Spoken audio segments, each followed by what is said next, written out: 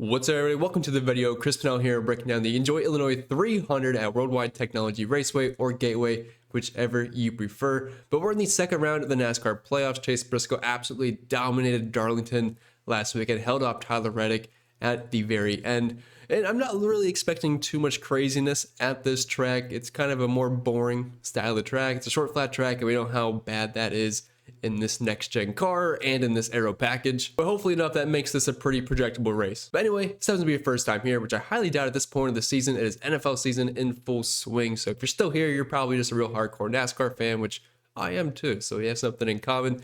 But my name is Chris Pennell. I break down NASCAR DFS each and every single week on this channel. Videos on Saturdays, no more live streams on Sunday until next year, but I do have plenty of NFL videos posted this week if you want to go and check those out. If you do end up enjoying today's video, make sure you like down below. Scott Champ for brand new. Let's dive right into it. All right, let's talk some strategy here for Gateway. Kind of an interesting weekend. It's a shorter flat track. It's not that big and only 240 laps. So it's not like we're getting 300, 400 laps. Kind of a quick race. So dominators are going to be important, of course. I mean, 240 laps is still a decent amount. It's a right around where we get for an intermediate style track 1.5, where we get the 267 laps pretty much every single time, but it's a little bit less than that. But track position will probably be the name of the game here for the most part. We'll have to see how qualifying goes, but anytime we're at a track like this in the next gen car in this aero package, you typically just cannot pass that well. Of course, there might be a couple of drivers that are able to move their way towards the front of the field, but for the most part, it seems to be a big gridlock. You kind of win these races based off of pit road, pit penalties, restarts, and things like that. And looking at our visual this week, we don't have a large sample size at Gateway, but we do have a few races under our belt. And it should be no surprise to you see in the very top right, Ryan Blaney. He's been very good here. And if we did not have him running out of fuel last season, he would have won this race. Austin Cindric ended up getting the win. But Penske, it's been a bit of a Penske playground. I mean, as you can see, Blaney's right there, Joey Logano. Austin Cindric did get the win. And while he did luck into the win, he was still great all day, running top three, top two, of course, and then ended up getting the dub. Now, Christopher Bell also could have actually won that race, not Ryan Blaney. He ended up having an engine issue at the end, had to have Martin Truex Jr. push him around the track. So even though Blaney should have won, honestly, Christopher Bell probably should have won that race. But it was, at short flat tracks last year, it was always Christopher Bell, always Ryan Blaney. It's just those two competing for wins. Now, someone that it might be a little bit surprising up here is Kyle Busch. Now, I believe it was the first race. Kyle Busch started up front, dominated this race, was absolutely awesome. Denny Hamlin's up here as well. And Hendrick's a little bit lower on the list. William Byron, Kyle Larson, Chase Elliott, all kind of in that second to third tier down there. But I would 100% expect Blaney and Christopher Bell to be the top two contenders. We'll have to see what happens in practice and qualifying, but don't be shocked if they're both in the top five in every category. And finally, moving on to the driver-by-driver breakdown. I do this on one thing first. It's a free video, guys, so let me do a plug and feed the dog. But if you enjoy the best NASCAR DFS community out there and NFL, since it is starting tomorrow when I'm recording this, probably today when you are watching. But I used to have the Patreon. It's still up, but I'm trying to move everyone over to the new website that I built myself. And if you want to come and check that out, I think you'll like it. We have everything in one place now. You have to look at sheets, everything streamlined onto the website. I have brand new optimizers that are now in-house, so it's much easier to get to. And it's very mobile friendly. You can run the optimizer on mobile and amongst other things. So tons of data here. And with NFL starting, tons of NFL data for the classic main slates and the flagship showdown. So if you want to come in and check it out, I'd love to have you. I do offer a free week trial, so I really don't see any reason not to. If you've already used your Patreon free trial, come and check the website out and dive into all the tools, and I do think you will enjoy it. All right, so practice and qualifying has concluded. As you can see, we have all the big dogs up top, so it's going to make it a little bit difficult to figure out which dominators that we really want to key in on. I do feel like we'll be pretty spread out, but of course, we're trying to take down tournaments, so we have to plant our flags on a few of these drivers. In the back half of the field, or bottom half of the field, I should say, salary-wise, that is where we're going to find our PD, because if everybody up top is not going to have PD, well, it's got to come from somewhere here. So this will help balance out our lineups to a degree. But like I said, passing is probably going to be pretty difficult at this track. So we will have to see what ends up happening. But I don't know. My fear is that this is going to be a really bad race just because everyone is where they should be. And it's going to be kind of gridlocked for the most part. But we will see. Let's average to the practice lap by lap data. I was not able to scrape the consecutive lap averages yet, but that will... Well, unfortunately, we won't have the live stream tomorrow, but this is more useful information than consecutive lap averages as it is. Now, I'm going to sort these by group because I do think Group A had a bit of an advantage. As you can see, they are kind of clogging the top of the board. Brad Keselowski, Michael McDowell, Zane Smith, Ty Gibbs, Cole Custer. So I think it probably makes a little bit more sense to sort these guys by group and see how they performed within each other. And it's not going to change up top, of course. Brad Keselowski, which they are using the tire from Iowa. We did have a couple guys that did the tire test. Kyle Larson, Brad Keselowski, and I believe Eric Jones. And go figure, two of those guys ended up being the fastest in their group, Brad Keselowski and Kyle Larson. And we all know Keselowski was really good at Iowa. So I do think this probably does bode well for him. Of course, he's not in the playoffs, but he did look pretty quick in his group, and that's something we can't really ignore. But Group A, overall, pretty underwhelming as far as names are concerned. Like, Brad is good, of course. Hocevar has some spike weeks, but there's really nobody here. I mean, Kyle Busch, Ryan Preece, very poor group. So let's take a look at Group B instead. And this is where all the contenders are. We have Kyle Larson at the top, Ryan Blaney, no surprise there. Christopher Bell, we talked about that in practice. Chase Elliott, but Wallace, Tyler Reddick. I mean, this is an absolutely loaded group. So if you look good in Group A, it's not saying much, because if you were in Group B, it would be kind of hard pressed to say any of these guys would stack up too well. Now, we can look at some of these lap graphs here. So let's select all of Group B and see how these guys, I know it's going to look very jumbled up, but just looking off of this, I'm trying to see if there's like a common name. And as we go through here, I am pretty much seeing Kyle Larson, Ryan Blaney, if you're looking at the sorted list here at the very top each and every single time. So from what I'm seeing, I mean, Kyle Larson, Blaney look very, very good, consistently at the top of that list right there. And we know Kyle Larson did the tire test. We know Ryan Blaney is great at Gateway, was also fast at Iowa. So I would say right now, my top two contenders, just based off of practice speeds, Larson and Ryan Blaney. Christopher Bell, also looking really good in that category. I would go with Group A and sort it that way, but I just don't really think that's too necessary. They don't look, it just doesn't seem like they're going to have many contenders, maybe outside of Brad Keselowski. Let's go driver by driver and break this all down. So we'll start with the 5-figure range first. Only 4 drivers this weekend. Chase Briscoe, this is the most expensive I believe we have ever seen him, but I mean, it's deserved. He's been that good this year, especially recently. Christopher Bell, Denny Hamlin, and Ryan Blaney. So heading into this weekend, I would have said Ryan Blaney, Christopher Bell would be my top 2 guys here. And even though Denny Hamlin is on the pole, track position will be very important here. I do think he's a good chance of dominating. I think at some point, one of these guys maybe ends up passing him. And Ryan Blaney and Christopher Bell are certainly 2 of the top 3 candidates. Kyle Larson, usually in this 10K range, so we'll talk about him soon, but he is right there with them. So right now, at least based off what I've seen in practice, Larson, Ryan Blaney, Christopher Bell look very good. Now, the only issue is Denny Hamlin and Chase Briscoe. They also have track position, and you cannot rule that out. I mean, you can have a better car, but it's very difficult to pass in this aero package and car, so they could be better, but it might just not matter. So you're going to have to mix and match these guys. I wouldn't say there's a clear-cut top dom on this slate, but just based off of what I have seen in the lap times and track history here, Blaney should still be a top tier contender here. Kyle Larson should be as well, and Christopher Bell. I'm going to have a good amount of Denny Hamlin and Chase Briscoe just because you have to mix and match the DOMs here, and there's really not much that's separating them, but I probably will end up leaning towards more Blaney and Bell and Larson. All right, so getting down to this 9K range, we already hit on Kyle Larson. William Byron, I know he won Iowa.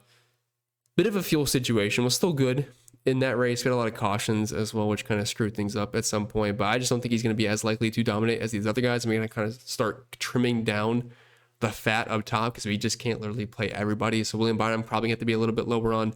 Tyler Reddick's another driver that I'm probably going to have to trim down a little bit. I just don't usually play him at the short flat tracks. His track record really isn't that great at them. If we're looking at his numbers at Gateway, 3A sample size, does have a top 5, but average running position of around 15th. William Byron also only has 1 top 10 with no top 5 finishes. And if we're looking at the Dominator point spread, nothing too significant. Now, Kyle Larson's a bit lower, but I like that he had the tire test. I like what I saw in practice. Denny Hamlin has not yet led a lap here, just has some fast laps, but I am a big believer here in Blaney and Bell at a track like this. So probably not much Tyler Reddick, probably not much William Byron. I say this almost every time, it usually bites me, but I don't think I'm going to have a ton of Chase Briscoe. And Joey Logano, like I said, this has been a Penske playground. He's starting in 13th, so he has a little bit of place differential upside to work with. And as you can see, his numbers are elite here. Average finish of 3 with a running position of 8.1, which is second best, only behind his teammate Ryan Blaney. 3 top 5s and has a win. Practice wasn't extremely great for Joey Logano from what I at least remember seeing. He wasn't at the top tier of the list. Although Joey Logano is a veteran, he knows this track well. I think he is playable at $9,000, but at the very least, I would try to get 2 drivers with him that can lead some laps early on. At the very least, 1, because it's not like it's a 300 or 400 lap race. If you can get at least 1 driver up front to mix in some Joey Logano, I am fine with that just based off the track history alone. Dropping down to the 8K range, Chase Elliott, $8,800. He'll be starting in 19th. When I get into this price range, I know we kind of like Joey Logano, which I think he has an outside chance of being a dominator, getting some fast laps and keeping it in the mix for that top 5. But Chase Elliott's starting a little bit far back. I just feel like traffic could be an issue for him. It's not like he's been great here at Gateway either. Only one top 15 finish. It's only been a 2-race sample size, but it hasn't been anything fantastic. I feel like it's kind of comfortable to be probably underweight on Chase Elliott. He's probably a better FanDuel play at $9,500 because we don't need those laps then. If he can mix it in the top 10, you have a shot. But definitely not a top tier priority for me. Dropping down to Austin Cindric, $8,500, $10,000 on FanDuel. I know they won this race last year. Ran well the entire time. He'll be starting in 9. Cindric's been sneaky good at intermediates this year. Now, this is a short, flat track. I'm just saying, in speed in general for Austin Cindric hasn't really been much of a problem. And if you're looking at a sample size here, it's been in the top 15 each and every single race. Average finish inside the top 10, running position of around 10th, and one of the better driver ratings.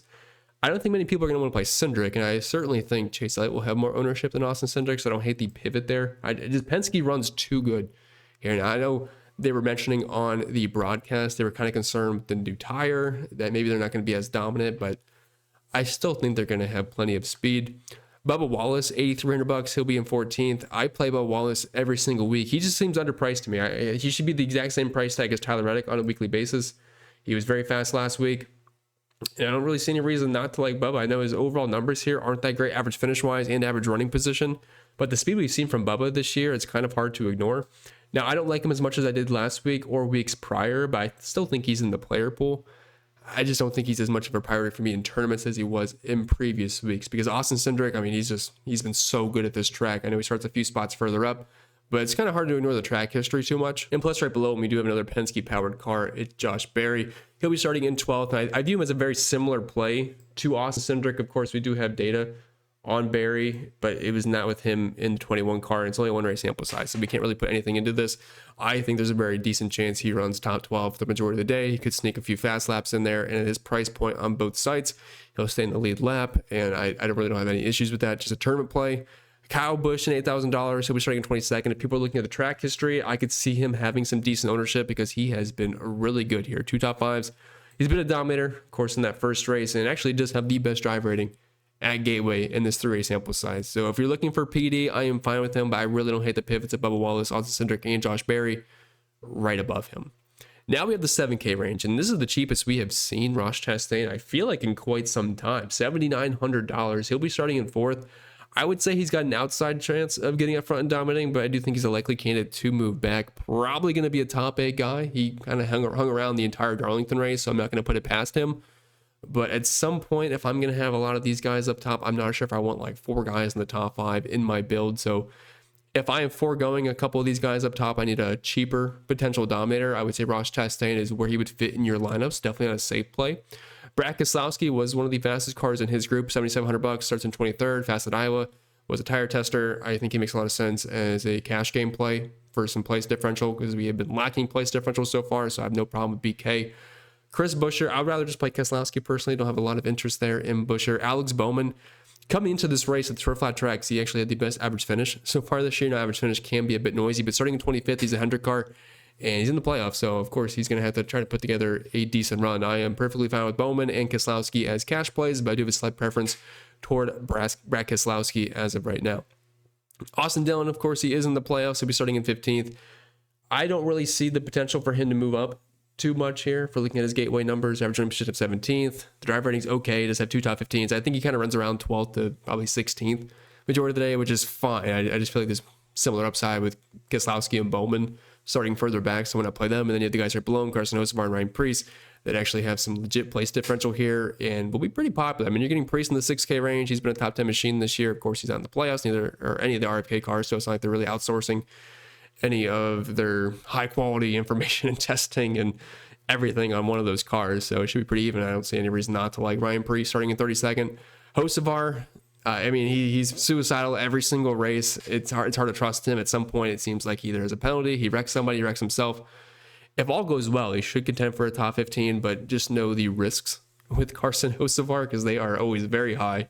Then a little bit lower, we have Ty Gibbs starting in 21st. I liked him a lot last week, was running pretty well, and then just near the end of the second half of the race, just completely fell apart and lost track position and could not do anything with it. I know he's a cheap JGR car, but tough to trust starting in 21st. I'll just take the extra PD personally with guys like Ryan Preece and Carson Hocevar.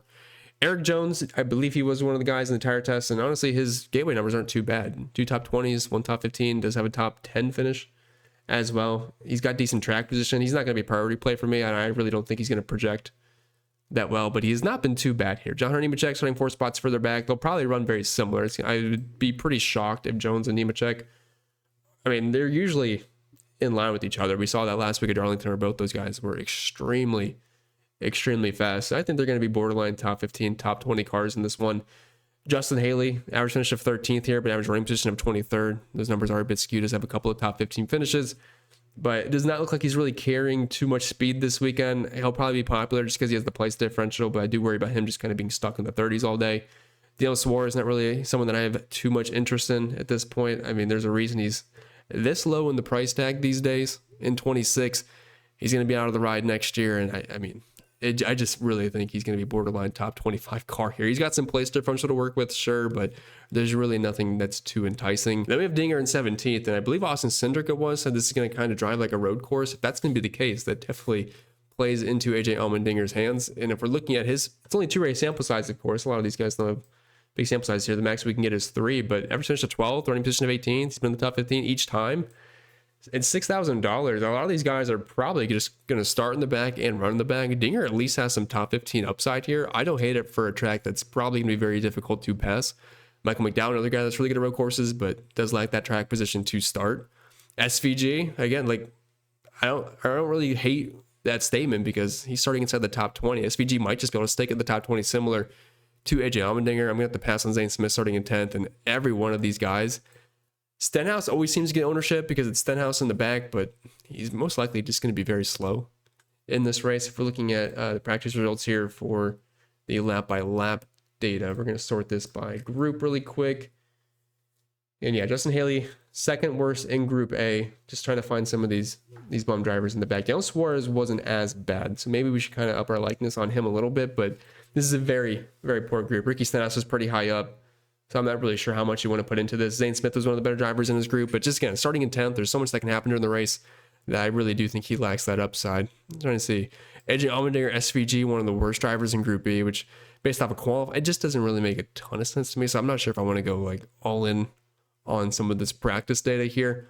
But I do think the guys at track position should at least be able to hang on for a bit. We will have to see how the race progresses. They're of course going to have lower floors because of that, but I do think they're in a decent position to contend for being in the top 15. But with that being said, that's all for today's video. So I hope you enjoyed it. If you did, or even if you didn't, make sure you leave a like down below. Scratch channel for brand new. If you have any questions, comments, concerns, leave them down below. I'm more than happy to answer them. Make sure you check out all the extra content on the channel for NFL and on the website. But I wish you all the best, and I'll see y'all next time.